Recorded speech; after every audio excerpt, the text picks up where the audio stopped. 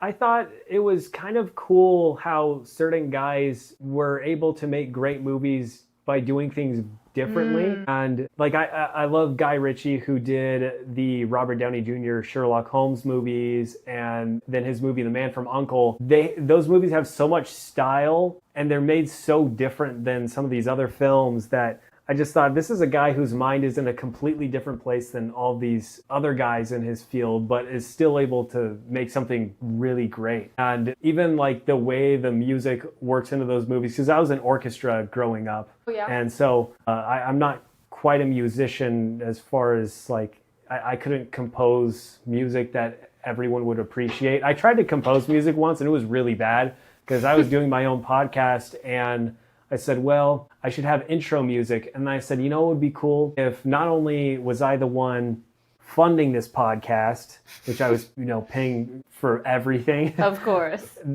So I was like, I'm going to be funding it. I'm going to be recording it. I'm going to be editing it. What if I just made my own intro music? Now this So yeah, I got GarageBand and I was messing around because I have a brother who kind of is the same. He and I were in orchestra together.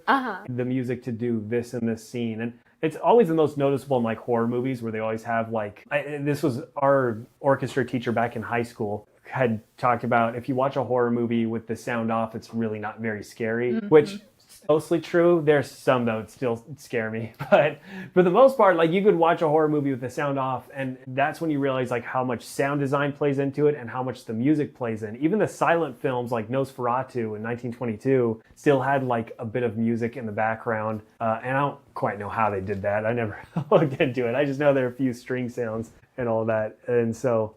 Yeah, I don't know. It's crazy how it's evolved over the years, but that's another thing that I really look at is I've always appreciated the music in movies, and it wasn't until I think Interstellar that I realized how much that was actually a conscious decision by both filmmaker and composer, a collaboration between the two.